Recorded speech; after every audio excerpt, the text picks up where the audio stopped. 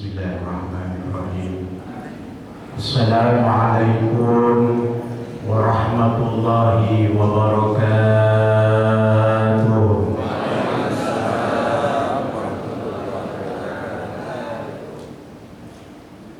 Bismillah, alhamdulillah, wassalatu wassalamu ala rasulillah Sayyidina Muhammad ibn Abdillah Sayyidil Arabi wal Ajamiyah wa ala alihi wa sahbihi wa man tabi'al huda ila yaumil qiyamah. Allahumma arinal haqqa haqqan warzuqna ittiba'ah wa arinal batila batilan warzuqna ijtinabah. Yang mulia para asatid, para guru, para sepuh, para tokoh-tokoh masyarakat, ibu-ibu, bapak-bapak, adik-adik, jamaah salat subuh Masjid Baitur Rahman, umat baginda Rasulullah Sallallahu Alaihi Wasallam. Mudah-mudahan semuanya yang hadir mendapatkan rahmat maghfirah dari Allah Subhanahu wa taala. Amin ya rabbal alamin. Wabil khusus yang sama-sama kita hormati Ketua DKM Masjid Baitur Rahman beserta segenap jajaran pengurus serta para sepuh, para orang tua, para asatid, para tokoh-tokoh masyarakat yang mohon izin, mohon ikhlas bila saya sebut satu demi satu, tapi insya Allah tidak akan mengurangi rasa hormat dan ta'zim saya.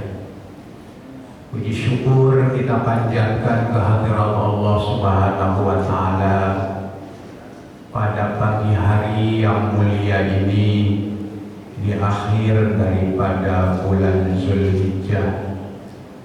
Allah Subhanahu wa taala masih memberikan kepada kita kenikmatan, nikmat iman, nikmat Islam, nikmat sehat walafiat. Alhamdulillah kita bisa bertemu kembali. Alhamdulillah kita bisa berjumpa kembali. Kita bisa berkumpul bersama-sama di tempat ini, di Masjid Baitur Rahman yang mulia ini dalam keadaan sehat walafiat.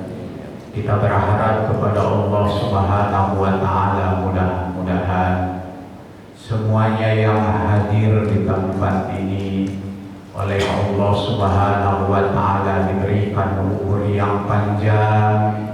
Mudah-mudahan di sisa-sisa dari umur yang Allah berikan kepada kita, kita tetap bisa selalu istiqomah untuk beribadah kepada Allah Subhanahu wa taala.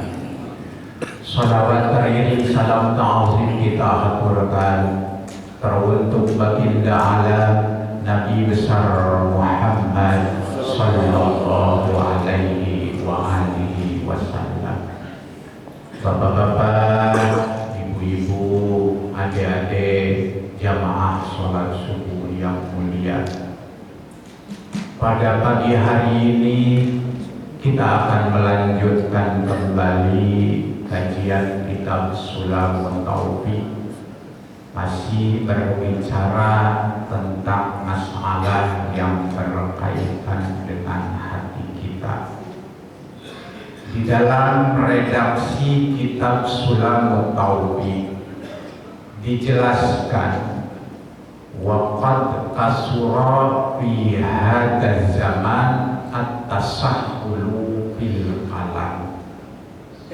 Sungguh teramat sangat banyak pada zaman ini orang yang menganggap sepele, orang yang menganggap enteng, orang yang menganggap ringan bil kalami pada perkataan, hatta annahu yahruju, padahal terkadang ucapan tersebut dapat mengeluarkan seseorang tuhrijuhum anil Islam, bahwa perkataan tersebut terkadang mengeluarkan seseorang daripada keislamannya.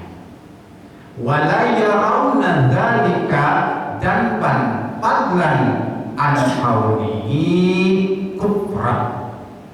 Tapi terkadang dia tidak memperdulikan bahwa perkataan tersebut terkadang menimbulkan kekufuran di dalam diri kita.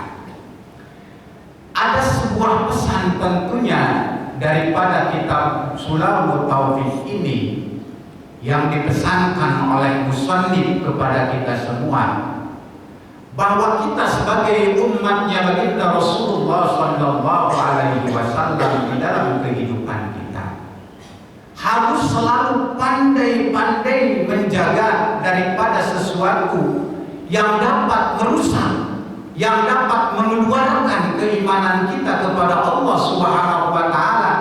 Keislaman yang selama ini kita jaga, keislaman yang selama ini kita pelihara, keimanan yang selama ini kita jaga, kita pupuk kembangkan, tapi kadang-kadang keimanan tersebut hilang seketika di dalam diri kita akibat kita tidak pandai menjaga lisan kita. Nah ini nih, makanya apa yang disampaikan oleh baginda Rasulullah Sallallahu Alaihi Wasallam, kalau kita masih ingat akan sabda sebuah hadis bahwa baginda Rasulullah Sallallahu Alaihi Wasallam berpesan kepada kita, salamatul Islam, kata baginda Nabi, fi hifdil lisan.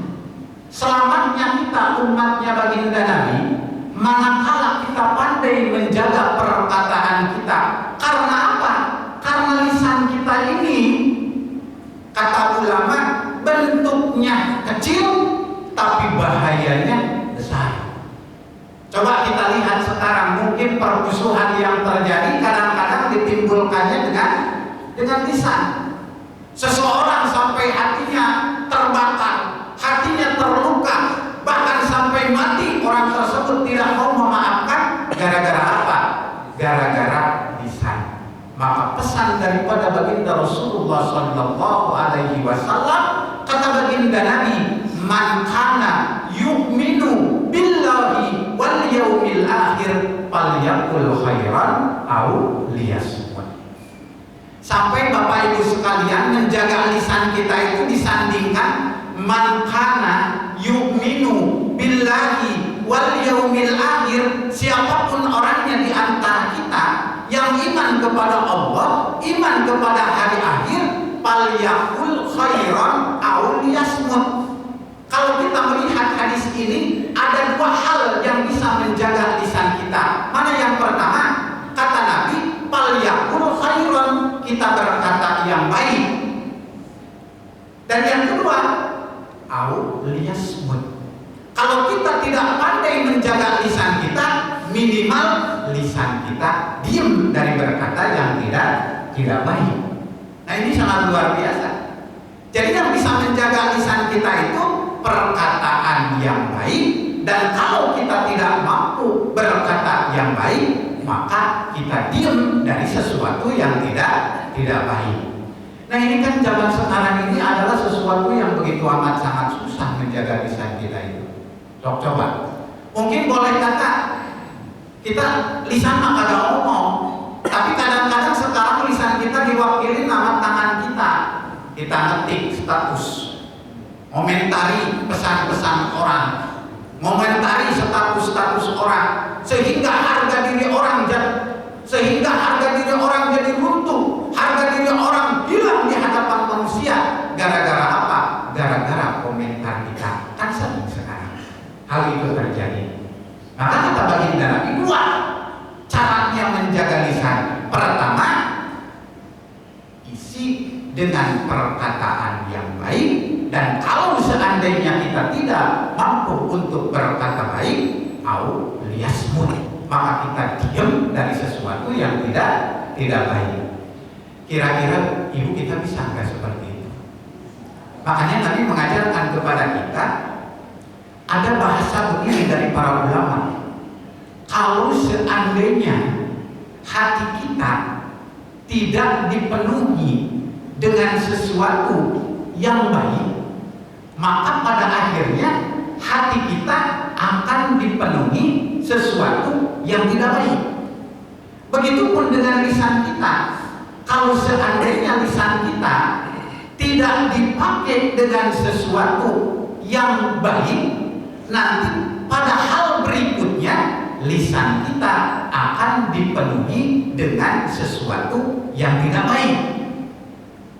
Gibah contohnya. Lah kan ini gibah itu kadang-kadang kita kagak merasa mulut kita. Ibu ngumpul di tukang sayur, coba ya Bu ya. Pagi-pagi ibu datang ke tukang sayur. Awalnya memang normal. Bang, ini petai berapa? Kata tukang sayur, Bu, petainya lagi mahal karena mau lebaran. Ini petai satu papan 10.000. Kemudian ada tetangga kita datang. Akhirnya apa? Gosip kita di situ, gibah kita di situ, ngomorin orang kita di situ. Lisan kita celaka. Maka pesan daripada baginda Rasulullah SAW, kalau seandainya kita tidak bisa bicara dengan baik, maka kita diam dari perkataan yang tidak baik. Ibu, ada ungkapan begini di dalam kitab Naswaibul Ibad. Innama halaka man halaka qablahu bisalasati bisoleh. Sesungguhnya celaka orang-orang terdahulu itu dengan sebab 3. Mana yang pertama? Biputulil kalam. Yang pertama dengan banyaknya ngomong. Wabiputulit to'am. Dan yang kedua dengan banyaknya makan. Dan wabibutulil manam. Ketiga dengan banyaknya tidur. Jadi umat-umat terdahulu celaka gara-gara 3. Yang pertama banyak ngomong, yang kedua banyak makan, yang ketiga banyak tidur. Kan ini sesuatu yang berhubungan. Biasanya kalau orang habis ngecoblak di banyak ngomong, ini kan ujung-ujungnya lapar. Kalau orang ujung-ujungnya lapar, dia makan.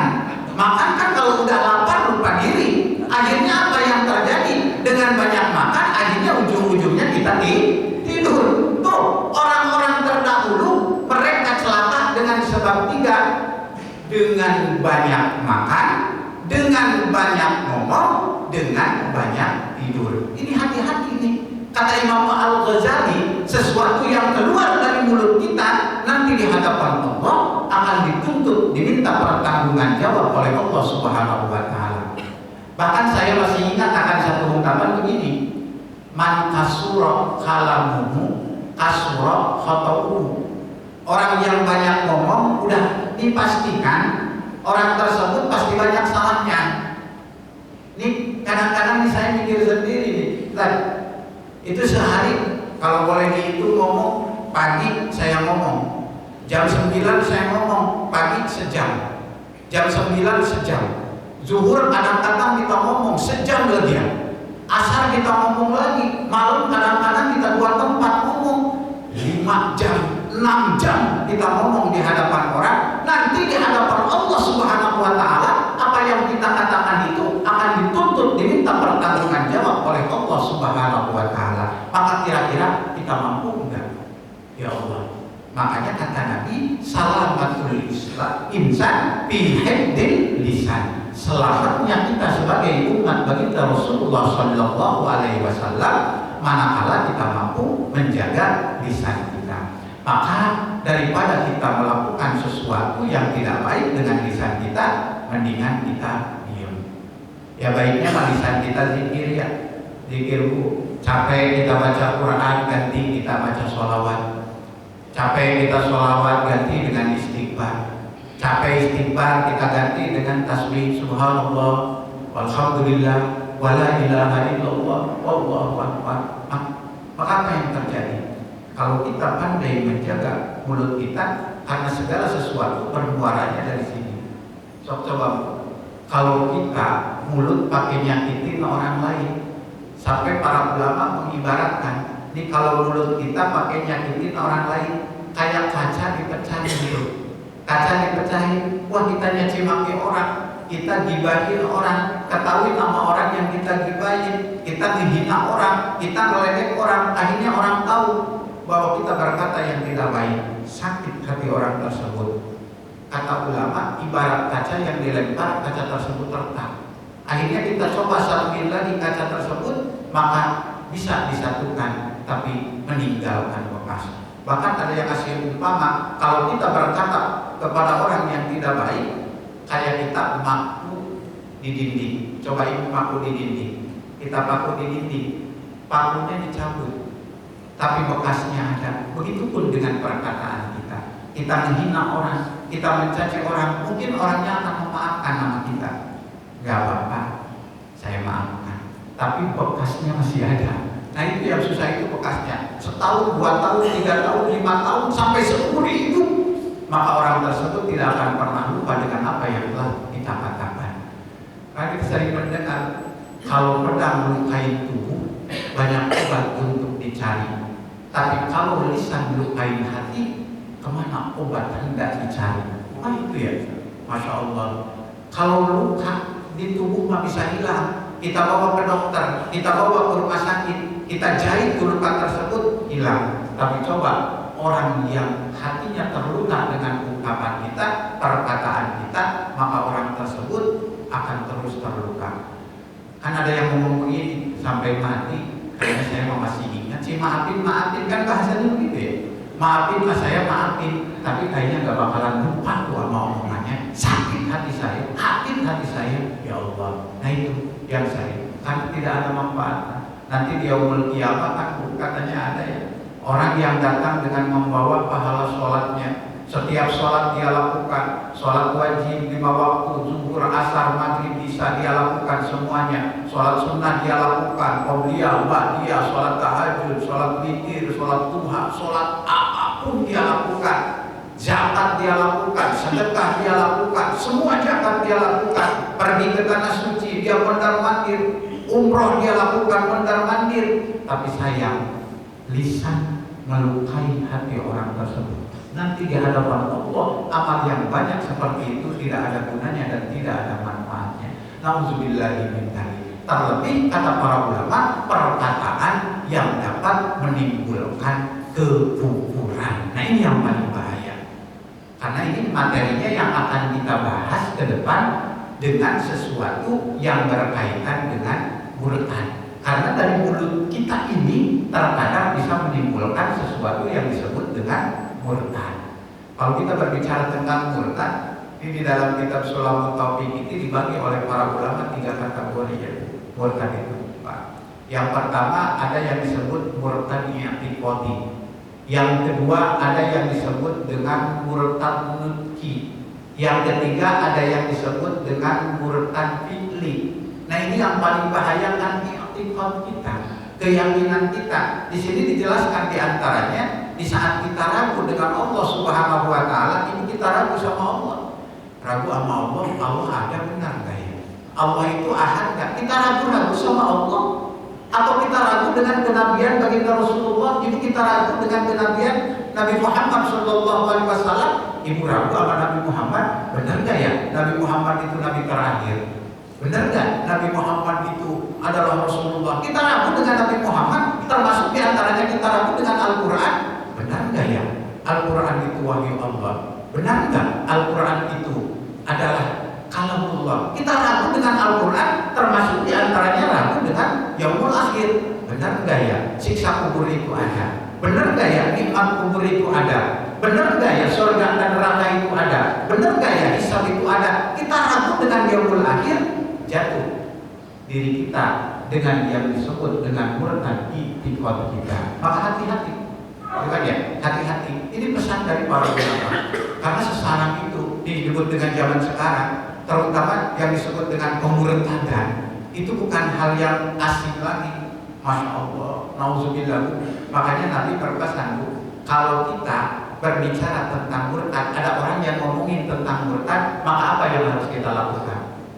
Kalau ada orang yang membicarakan tentang murtad, apa yang harus kita lakukan? Kata Nabi, kita harus berlindung kepada Allah. Nauzubillah. Bacain 3 kali. Ada orang yang ngomongin tentang murtad. Ini misalkan Pagi-pagi datang ke rumah kita, Ustaz, ada orang bilang, Pak Ustaz, si Anu murtad anaknya gara-gara nikah sama orang yang beda agama. Apa yang harus kita lakukan? Nauzubillah, nauzubillah, nauzubillah. Kita harus berlindung kepada Allah Subhanahu wa Ta'ala. Ini sekarang itu kan luar biasa. Ini yang pernah saya sampaikan dulu waktu saya masih tinggal di pesantren daerah Tasik.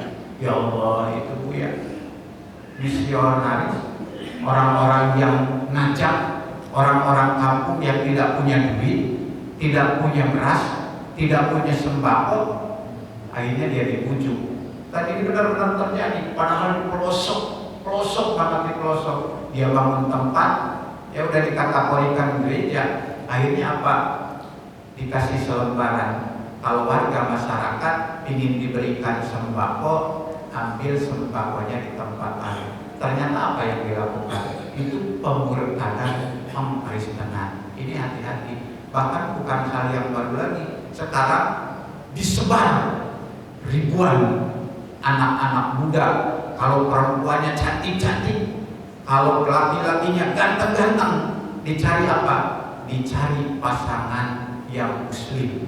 Tujuannya apa? Tujuannya buat dimurtadkan. Nauzubillahi. Apalagi di dunia akademisnya yang disebut dengan di kampus-kampus. Coba itu. Makanya kita kalau punya anak lagi tinggal di perguruan tinggi, lagi mencari ilmu agama di perguruan tinggi, kita harus hati-hati. Hati-hati, karena pemurtadan itu udah makin jelas. Sekarang coba yang tertanam di kampus-kampus Islam, mereka tanamkan. Kalau di zaman Imam Syafi'i dulu Al-Quran itu qadim apa hadis? Kekal apa baru? Tapi kalau sekarang di dunia akademis yang ditanamkan oleh orang-orang sekuler, oleh orang-orang barat, bahwa Al-Quran itu wahyu Allah atau produk budaya, kan gitu. Alhamdulillah. Mohon maaf, ini bukan mau nyepelein. Di Fakultas Usuluddin kan ada ya, itu kan Fakultas Usuluddin jurusan tafsir hadis. Ada sekarang satu metode yang disebut dengan metode hermeneutika Al-Quran. Hermeneutika Al-Quran itu ngambil sebuah metode menerjemahkan Al-Quran, menafsirkan Al-Quran dengan Injil, dengan Bible, atau dengan teori-teori filsafat Yunani. Filsafat Yunani, Aristoteles, Socrates, Thales, dan yang lain-lainnya. Akhirnya apa? Dipakai untuk menerjemahkan Al-Quran. Teorinya dipakai. Akhirnya apa yang terjadi? Anak-anak kita, generasi-generasi kita yang tadinya kita harapkan untuk menjadi seorang pendakwah, dicekokin dengan pemikiran-pemikiran barat, pemikiran-pemikiran sekuler. Akhirnya yang ada apa? Dilun, mudilun. Mereka sesat, mereka juga menyesatkan. Nah, ini harus selalu diskusi, karena sedikit pun kita melenceng, kan sering terjadi. Ibu punya anak cakep banget, punya pacarnya mohon maaf, gitu kan ya, non muslim. Akhirnya anak kita sampai rela keluar dari rumah gara-gara apa? Gara-gara ngikutin calon suaminya. Nauzubillahi min dzalik. Nauzubillah. Ya mudah-mudahan kita diselamatkan oleh Allah Subhanahu wa Ta'ala. Jadi sekali lagi kata Nabi, kita harus pandai menjaga lisan kita. Jangan sampai dengan lisan kita itu kita didorong oleh Allah untuk masuk ke dalam neraka. Di dalam tubuh kita itu kan ada dua hal yang paling cepat kita untuk masuk nerakanya Allah. Mana yang pertama? Lisan, kata Nabi. Dan yang kedua, farj kita, kemaluan. Dengan lisan bakal menghantarkan orang masuk neraka, dengan kemaluan bakal menghantarkan orang masuk nerakanya Allah Subhanahu wa Ta'ala. Nah, ini yang selalu dipesankan oleh para ulama, terutama di dalam kitab tasawuf ini. Kalau kitab tasawuf itu kan Pak, kitab yang berbicara tentang masalah hati. Hati kita itu kan kita punya hati semuanya. Nah, ini yang harus kita pelajari. Sifat-sifat yang buruk di dalam hati kita. Apalagi kita mohon maaf, bukan mau menafikan. Kan kita itu mungkin kalau dari waktu cuma sedikit lagi. Saya udah mau 50, umurnya mungkin tinggal sedikit lagi, 62 tahun ke depan mungkin udah kagak ada. Gitu kan ya? Ustaz Azman udah 60 lebih. Gitu kan? Coba kalau kita ngitung waktunya, mungkin waktu yang diberikan oleh Allah kita sedikit lagi. Kang Haji Yusuf, mungkin umur kita tinggal bentar lagi. Kita mau nyari apa sekarang? Kita mau nyari biar hidup kita nanti yaumul kiamat di hadapan Allah itu tenang. Caranya bagaimana? Kita harus selalu menata hati kita. Harus selalu menata hati kita. Yang sering saya sampaikan itu apa? Yauma la yanfa'u malun wala banun illa man atallaha biqalbin salim. Di saat harta tidak berguna, di saat pangkat tidak berguna, di saat jabatan tidak berguna, tapi ada sesuatu yang kita harapkan nanti di hadapan Allah. Orang yang kembali kepada Allah mempunyai hati yang bersih. Hati yang bersih itu kita usahain sekarang. Karena kalau hati kita tidak disibukkan dengan mengingat Allah, kan begitu kata para ulama. Hati kita tidak disibukkan dengan mengingat Allah, nanti hati kita akan disibukkan dengan sesuatu yang berkaitan dengan maksiat kepada Allah. Begitupun dengan lisan kita. Kalau lisan kita tidak diisi dengan zikir kepada Allah, maka pada akhirnya apa? Lisan kita akan lahir sesuatu yang tidak manfaat. Ibu, kalau lisan kita selalu istighfar, maka ibu pergi ke tukang sayur, astagfirullahaladzim, astagfirullahaladzim, astagfirullahaladzim, astagfirullahaladzim. Pergi ke tukang sayur, subhanallah, hati-hati aja, gak apa-apa, mulut gak kuat kami. Di saat kita sampai ke tukang sayur, ada orang yang mau gosip, ada orang yang mau ngomongin orang lain, kita istighfar, gak apa-apa, udah biarin aja. Paling kita begitu. Tapi coba, kalau lisan kita tidak dipenuhi dengan sesuatu yang seperti itu, maka kita kalau boleh jujur dengan diri kita sendiri. Sekarang kan kadang-kadang kita nih, kalau kita mau jujur, lisan kita banyaknya zikir, apa banyaknya sesuatu yang tidak baik yang kita ucapkan. Maka Nabi selalu berpesan kepada kita, biar kita selamat nanti di hadapan Allah, jaga lisan kita. Karena siapa tahu dengan lisan kita itu, kita akan terjerumus ke dalam nerakanya Allah. Dulu di zaman Bani Israil, ada seseorang yang datang kepada Nabi Allah Musa. Dia nanya kepada Nabi Allah Musa, wahai Musa, ajarkan aku ilmu. Akhirnya apa yang Nabi Allah Musa sampaikan? Wahai pemuda, kalau seandainya aku ingin ajarkan ilmu, maka aku ajarkan 3 hal. Karena 3 hal ini adalah ilmu orang-orang yang terdahulu dan ilmu orang-orang yang akan datang. Mana kata Nabi Allah Musa? Hibbillaha bisyirri wal alaniyah. Kamu harus takut dengan Allah bisyirri wal alaniyah, pada keadaan sendiri dan pada keadaan bersembunyi. Jadi lagi ada orang ataupun kagak ada orang, kita harus takut kepada Allah. Yang kedua, wa aqsid lisanaka, kata Nabi Allah Musa, kamu harus menjaga lisan kau, wala tuzkiruhum illa bi khairin. Kau jangan pernah berbicara kecuali dengan sesuatu yang tidak baik. Jadi ada 3. Dan yang ketiganya mana? Wamdur hubzaka allati ta'kulu hatta takuna minal halal. Kalau kita mau makan, lihat makanan yang kita makan. Apakah makanan kita halal atau makanan kita haram? Pernah gak kita mikir kalau mau makan, di hadapan kita ada nasi, lauknya ayam goreng, tambah sambal, ya, tambah tumis-tumisan. Pernah gak kita mikir, ya Allah, ini makanan dari mana sumbernya? Pernah gak seperti itu? Padahal Nabi Allah Musa berpesan kepada kita, kalau kita mau makan, pikirin dulu makanan yang kita makan, dari mana ini duitnya. Ustaz, alhamdulillah duitnya dapat kita kerja, sehari saya jualan.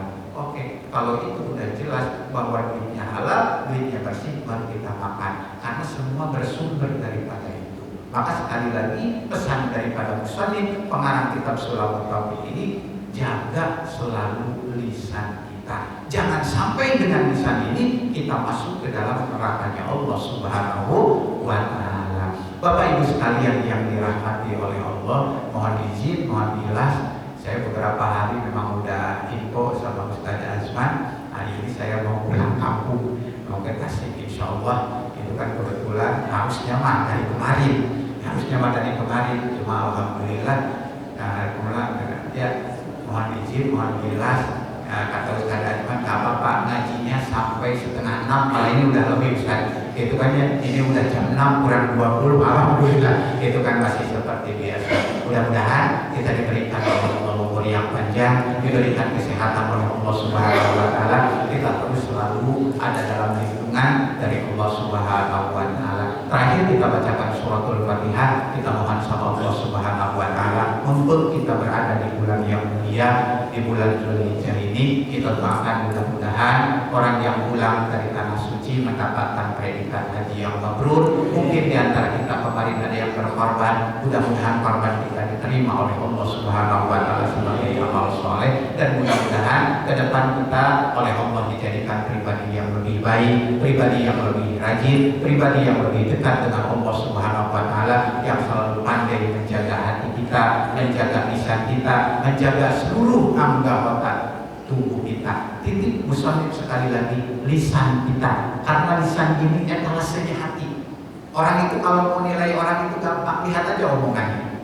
Sampai Imam Ghazali kan mengumpamakan kalau orang lisannya kagak benar, itu diumpamakannya kayak poci. Kayak poci, kayak teko. Ibu punya teko kan di rumah, coba teko. Teko isi dengan air putih, begitu dikeluarin, yang keluar apa? Air putih. Ibu punya poci, diisi dengan kopi, begitu dituangin, kopi. Ibu diisi teko itu dengan susu, begitu dituangin, susu. Maka orang gampang, lihat aja omongannya. Lihat aja omongannya. Kalau omongannya kagak baik, berarti otomatis hatinya juga kagak baik. Maka kita mudah-mudahan diberikan kepandaian oleh Allah untuk selalu menjaga lisan kita. Ada hati ini ya, walikulli niyatin sholihah wa ila hadratin nabi al-fatihah. A'udzubillahi minasyaitonir rajim. Bismillahirrahmanirrahim. Alhamdulillahi rabbil alamin, arrahmanir rahim, maliki yaumiddin. Iyyaka na'budu wa iyyaka nasta'in. Ihdinas siratal mustaqim. Siratal ladzina an'amta 'alaihim ghairil maghdubi 'alaihim waladdallin.